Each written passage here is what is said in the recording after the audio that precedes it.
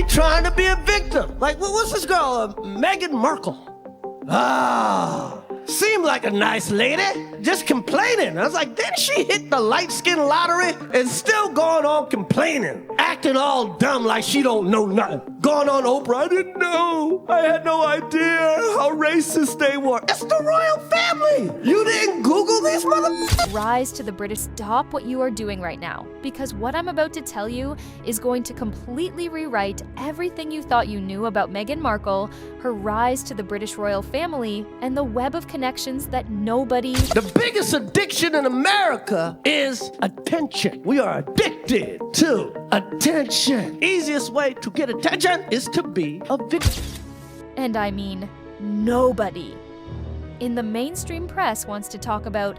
So buckle up, because royal biographer Andrew Lowney, a man who has spent years digging through the shadows of Prince Andrew's life, facing threats, facing resistance, facing what he himself describes as extraordinary pressure to stay quiet. You're so racist, you're so racist. Some of the shit she went through was not racism. It was just some in-law shit. Cause she's complaining, I'm like, what the fuck is she talking about?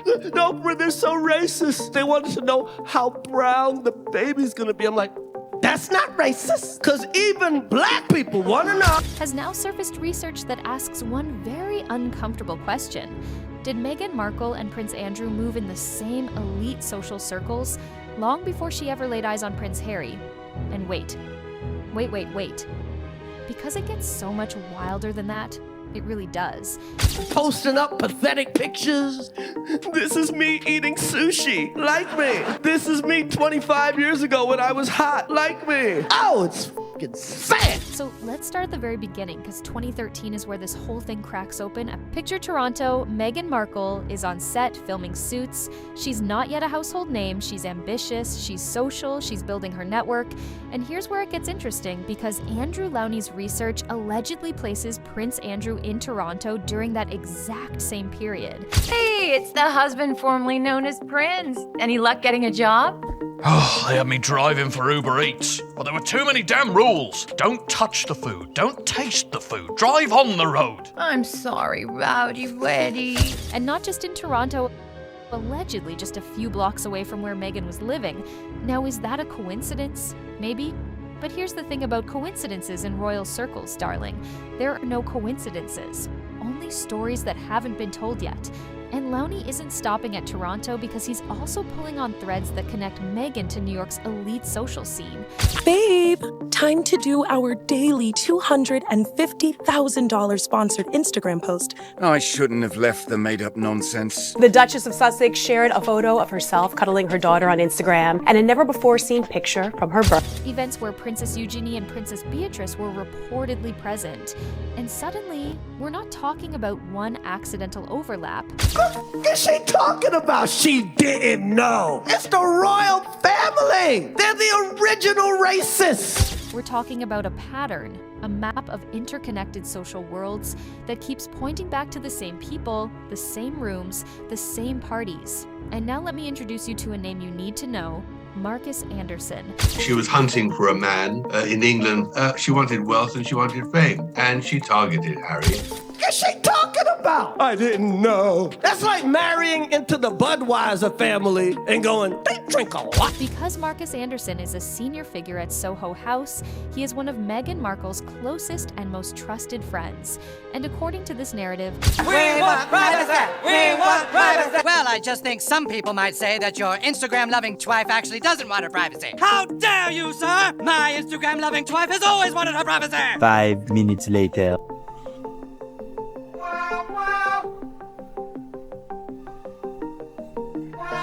Who's filming this? He is also one of the most important social connectors in elite British and transatlantic circles. And this is sweet. Meghan Markle said she has a finger they can use if they need it. In Soho House, if you don't know what Soho House is, let me explain it to you very quickly. It is not just a members club, it is a carefully curated universe where celebrities, billionaires, politicians, and royals orbit each other at dinners and events and private gatherings. Meghan Markle, the only thing she found was a rich, famous husband. The nearest thing Meghan Markle ever had to $1 billion idea was marrying a prince. Oh my God, that hat. Oh God, he's so hot. Look at him. Isn't it Prince Harry? I mean, she bagged a fox. And it is allegedly the place where worlds that should never collide quietly, privately, discreetly do, and Lowney's research suggests that through Soho House events, through Marcus Anderson's network, Meghan may have brushed shoulders with individuals directly tied to the York family circle. NBC has announced plans for a spin-off to the hit series Suits, which will be set in Los Angeles. It will focus on Meghan Markle's character's struggle to balance her legal career while also caring for an unemployed... Now I need you to stay with me here because we are just getting to the part that is going to make your jaw physically drop. Tom Inskip's wedding in Jamaica, remember that? Because reportedly in attendance at that wedding were Meghan Markle, Sarah Ferguson. Yes, Fergie. Prince, Hitler, maybe I'm just not qualified for anything. That's not true. You're a great husband, a good-hearted man. You've got big, muscular teeth. Thanks, Meg. And I guess now I'm qualified for this. And Princess Eugenie, all in the same place, all at the same event. And why does that matter? Because Sarah Ferguson later publicly stated that she did not meet Meghan Markle until the royal wedding. And if these reports are accurate, that statement becomes very, very hard to square. And look, I'm not here to put words in anyone's mouth.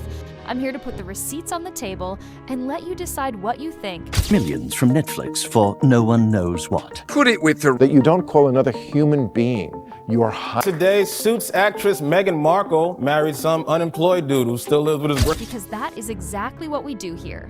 And speaking of receipts, let's talk about Ron Burkle, billionaire, Soho House investor, a man with connections threading through political and social networks on both sides of the Atlantic, and the allegation. And I want to be clear, this is an allegation, is that Meghan may have traveled on private jets linked to Burkle, which if true would place her inside an even more rarefied world than most people realize, a world of people who travel without paper trails, who network without press releases, who build relationships in spaces the public never sees. And then we get to the detail that I genuinely could not believe when I first heard it. Because according to this narrative, Virginia Giuffre's legal team, led by attorney David Boies, in the civil case against Prince Andrew, reportedly considered calling Meghan Markle as a witness, the suggestion being that she may have possessed relevant information about Andrew's social network. Now the case settled, Meghan was never called, but the fact that her name was allegedly in that conversation at all is the kind of detail that rewrites the entire timeline of how we understand her relationship to this story. And Andrew Lowney. Remember him, the man at the center of all of this, is reportedly updating his book right now with new material, new sources, new testimonies, and the palace, the press, the establishment have reportedly not made his research easy, which honestly, if none of this were true, you'd have to wonder why anyone would bother trying to stop it. Because you don't throw that much weight at a story that doesn't matter. And what makes all of this so layered, so genuinely fascinating in the most unsettling way, is that none of this is about accident or coincidence anymore. It's about architecture. The architecture of elite social networks, where the right introduction opens the right door, and the right door leads to the right room. And in that room is everyone who matters and everyone who knows everyone else's secrets. And Meghan Markle, whether she knew it or not, whether she engineered it or not, was allegedly woven into that architecture years before the world ever heard the name Prince Harry in connection with hers. And I'll leave you with this, because I want your thoughts in the comments right now. If Meghan and Prince Andrew really did move in overlapping circles before the royal relationship went public, and if those circles included some of the most controversial figures in modern British history, then what does that tell us about how carefully her public origin story was constructed? And more importantly, who helped construct it?